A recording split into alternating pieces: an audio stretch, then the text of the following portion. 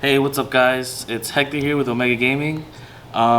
This weekend I got 5th place at the Fort Worth Regional, the first regional here in Texas for the season. I played Kashtira. My only loss was to the Unchained strategy, which opened very well against me. So, hats off to him. He ended up getting 8th. But yeah, it was overall a really good weekend. I want to give a shout out to obviously Omega Gaming, my sponsor slash employer. Juan, everybody from Houston, everybody, Silas and Zach who drove with me there, and yeah, it's everybody from Houston, and I guess Paul, and yeah, I guess we get to the deck profile. So before I guess I actually get started, I'm just gonna say I know Kashtira's been out for a while, and everybody who plays the game competitively will know what these cards do. But I'm still gonna take my time to explain what some of the interaction of these cards could be in the games that I played, and just explain it to the people who may not know that well, or who maybe would like another perspective of how these the cards are viewed. So yeah, I'll start with the monsters. 3 Fenrir. Oh, for the engine monsters, 3 Fenrir. 3 Rice Heart, 2 Unicorn, and 1 Scareclaw. The 3 Rice Heart has become very standard recently, because you need more names.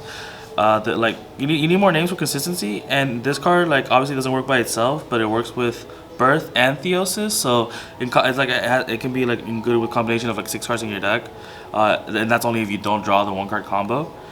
And this card also is your whole grind game, if we're being honest, because the reason the Dark Arm is so good in the extra deck is because it lets you use your Theosis in the graveyard as a resource to get another resource back to your hand, and this card just does that immediately. Like a lot of the times, if I don't want to set up the big bang play, with this card, a lot of what I do is I'll just banish the Birth as the first banish for this.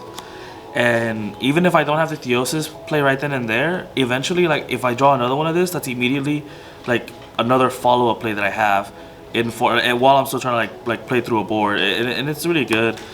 And I think that's really what sets the difference between doing well with this deck and not doing well with this deck, is just knowing how to manage your resources. And that sounds very simple and straightforward, but it's really not. You gotta be able to set up really impressive boards, but still be able to play on your follow-up if they break the whole thing, because a lot of decks have access to Zeus in their toolbox, which means that if they open any combination of Book of Moon, your board will get broken. So I wanted to just make sure that with this deck that yeah, I'm setting up maybe Fenrir Rise or whatever I'm allowed to through the hand traps that they played against me, but I'm always gonna be able to play on their follow up. So I just put myself, instead of drawing engine, I put myself on drawing the out to whatever they could possibly have. And yeah, for the engine spells, 3 Prosperity and 1 Desires. I just played the 1 Desires this weekend, but I think after I didn't have any consistency issues, but I still think this is probably gonna be a 2-of in my deck now. The consistency is invaluable. You need to play the game with this deck a lot of times. Ash can be an FTK against you, so if you open these in combination, it allows you to get consistency through Ash if you're not reading Droll. But sometimes you just have to take the L on one of those, choose your battles, pick your demons, whatever you want to call it. Yeah, these cards really good. This card's going up to one more. Don't know what I'm gonna cut yet, but I'm definitely gonna work on it. The 3 Pressure Planet, Terraforming. This card's probably the best starter in your deck, because this giving you a pop is literally a part an extra disruption that you don't have if you just open the monsters. So it's really nice. And then the cards that aren't so good to draw by themselves. The spells and this Big Bang. Big Bang is so cool in the way that it works with to add I was talking about how the follow-up is really important for this deck, and this is one of those cards that lets you do that. And in combination with this card, if you open the Unicorn combo with Birth, you can pop your Shangri-La, and so the Big Bang adds the Fenrir back or the Unicorn back to your hand. Planet Pop the Shangri-La, detach the Fenrir, reborn the Fenrir, and just go about your place as you usually would. But you have the Unicorn in case like they seize you or whatever. So I really like the big bang, and it's also a disruption. Sometimes like drawing it isn't that bad. It lets me make like especially if you have shifter, is like the best when you like like that's like when I hope to draw this card, because you can like set up like a Shangri-La, Fenrir, or if it's just if it's not the mirror, you can just literally set up Shangri-La and like semi-face summon Fenrir and like use your Fenrir disruption, and then you can like big bang and this gets banished and you get to add the Unicorn back or special in the back to rip another card from the extract. It's just really, I think it's really nice. That's it for like the engine stuff. This is like the non-engine, the non-engine. 3 shifter. You have to play it in this deck, especially now. Not a lot of people on cash, at least at the moment. Well, at least for like regionals, I would say. For YCSs, I feel like people want to win those, so they would play cash. So I don't know if this would be correct, but even then, it might still get you out of the early rounds. I'm not here to speculate too much on that, but in my experience, this card is really good because it plays around Droll. Even in those matchups where it's not good, it just plays around Droll too. Droll is really popular this weekend, so I like this card. 3 Ash Blossom, Joy Springs. It's like really, you know, cash all like against like trap decks. It's really good against you know, the fusion decks. In the mirror, it's decent, not that great though. Just have to play it. 3 lands. This card is insane. Probably one of the best cards. Probably one of the best spell cards in the deck. It's like you just can set it with your Rise Heart and it's like you feel really safe. Like if the deck loses to a Rise Heart and like you have this, then you're more likely gonna win that game. 3 Book of Moon. You have to play Book of Moon for like mostly for like the mirror matches, but overall like you go first, you set Book. It's like really hard to lose those games. You know, that's why we play more books. This was like obviously better going second. I think I might have to up this card to 3. Like I don't know, maybe this card could go, but this card's really nice. Like the theory behind this card was pretty solid on my end, I think. But the problem is like you don't want to be relying on your opponent to like play like this card. You might want to have like more like proactive cards. So you know, this could be like probably like the second pot and the maybe 3rd book, but you know I'm still working on it. For the extra deck, I think it's anything crazy. I just play 2 Shangri-La, 1 Rise Heart. The 3rd one never comes up. You never really need it. I sometimes even banish one of these off of Prosperity. How often it doesn't come up.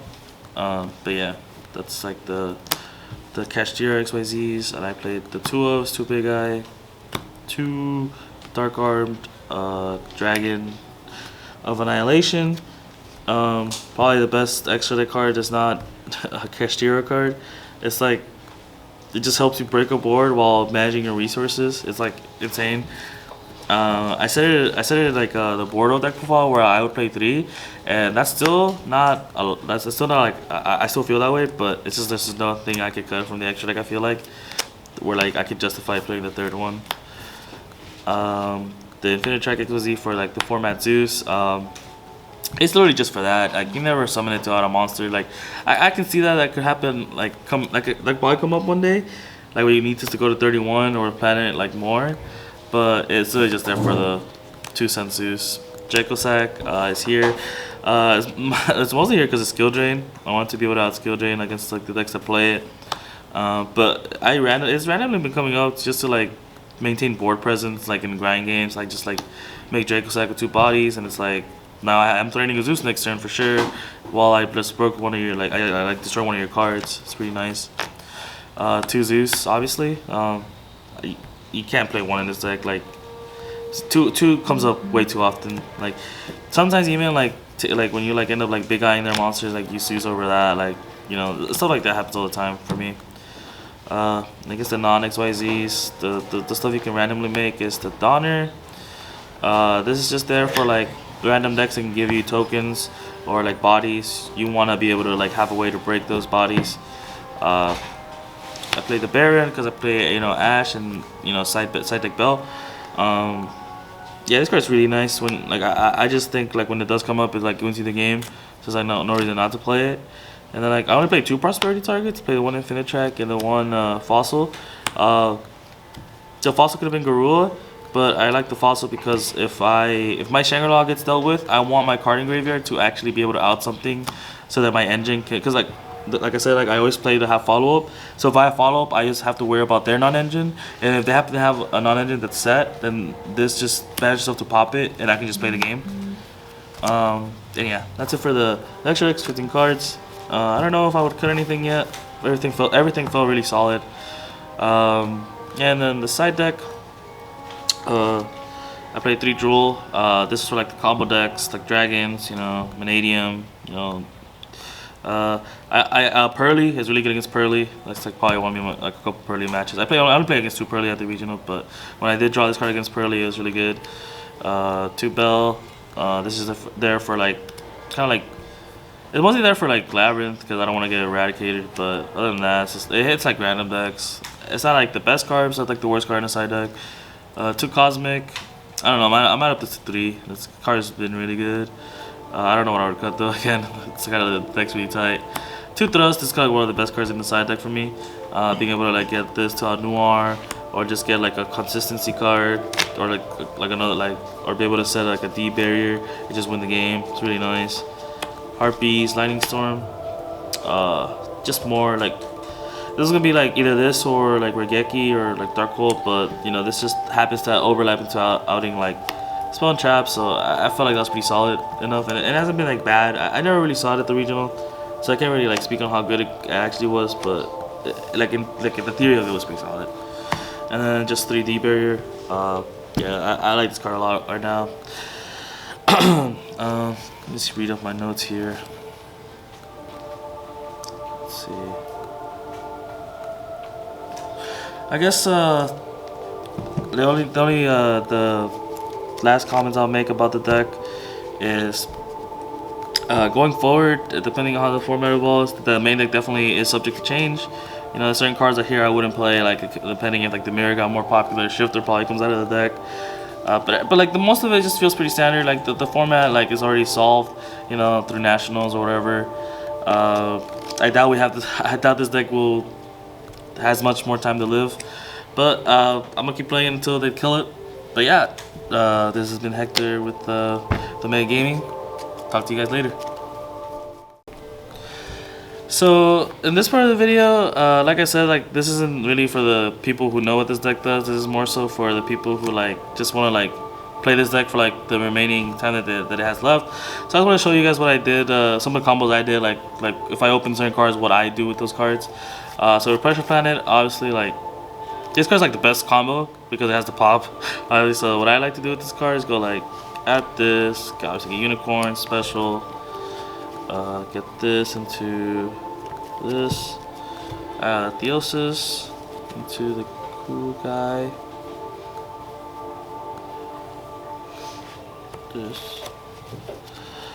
This can search, right? The Rise. So put this in our graveyard. Obviously special this, you know, relay these two to this, and then you can do this effect.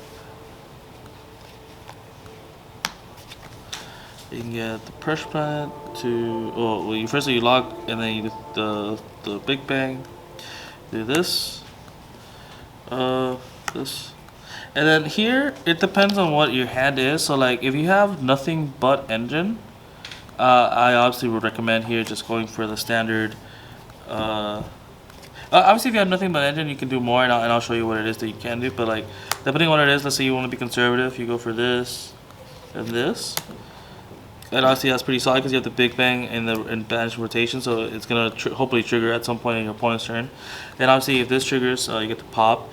And because the mirror is not so popular, you can even go as far as to go do this to get the Unicorn. That way you're like this pop, because you get this pop a lot faster. Another cool thing you could do, I guess, over here. Let's say if you open like Unicorn and Birth, or Planet Birth, it is a different play. Because Planet Birth actually allows you to do something really cool. It actually lets you not lose the Drool. Because what you can do is just go Planet, search for the Fenrir, and obviously if you get drilled here, at least you have Fenrir already in rotation, and hopefully like 3 non-engines, depending on, and you got more engine, then you can obviously play through the drill because you have birth. But if obviously they don't drill you, you just keep going about your business. Special effect, get the unicorn, activate, normal, search, get the Theosis, then Theosis out, this guy. Then you do the overlay technique to him. Do this, hit this effect, banishing this for cost. Get banished out 3, 1, 2. You can detach special this, and then obviously lock their sword. Pressure panel will trigger, pop this, and obviously you detach to protect it. Birth can now trigger to special out the unicorn. And again, it depends on the non-engine you'd have, because if you have like decent like non-engine, like if you have like by non-engine I mean like books. I want to be very clear. With the Horizon, you would have books, prosperity you can trigger, terraforming in hand, an ash, lances even. If you have those cards, or at least 2 of those cards in your hand, then you can, what you can do is do this, and now you have like this will get to 3 eventually, get to Big Bang. And then you have these 2 rotation with this pop birth. If you another thing you could do, if you don't have non-engine, if you have more or less more engine, you just go for the other play. Just keep the Fenrir up, and that's still pretty solid. And another cool thing you could do is instead of special summoning this out with the Big Bang, you can add it to your hand and just make or you can add this to your hand and then detach to when this is pop, just the Fenrir when this is pop, and then just summon it back to make this, and then that way you get the Big Bang with the Fenrir, and you have to follow up. As you can see, it's like multiple ways to play the same hand, and it just depends on what the other cards are. But again, I would say the most important thing is that you secure the follow-up. Like I would never make a play that does not secure me follow-up, because follow-up is the only reason that I think I won most of my games. Just my opponent not being able to kill me through the board I set up, as mediocre as I might have looked, they just can't kill me through it, and I was always able to play the following turn, which meant that their resources kept getting depleted, and mine just kept coming kept coming every turn that I survived. So that's pretty important. So for this last combo, this is like the bonus obscure combo. It's like the only combo where Baron comes up, but it's kind of cool, and if you don't know it, then I'm here to show it to you. So obviously it starts off with basic planet, you know, into the boy unicorn. Unicorn. So for this man, you have to. So I should specify for this combo, you have to open up these 3 cards, or a combination of the unicorn and these 2 cards, really, I should say. But obviously this is the most optimal one. And just any non-engine, right? It doesn't matter what it is. You go planet for unicorn, unicorn effect to add the one you don't have, which would be the birth. Right, birth. Here you could just normal this, perform the synchro technique.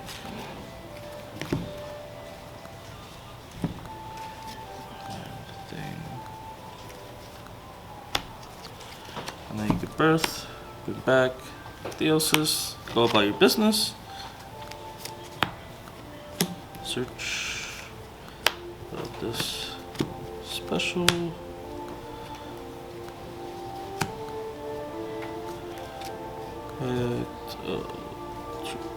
Here.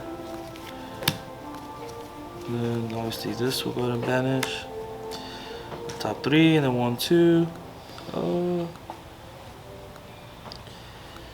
Definitely detach the special. And again, like in a hand like this was on the hands I was talking about, where you could do something like this. There you go, Baron, pop, detach, add effect, attach. So you have an extra 0, then you can like select a book. Yeah, it's like good luck, have fun, right? But yeah, I think that's all the combos that I have for you guys. I hope you guys enjoyed the video.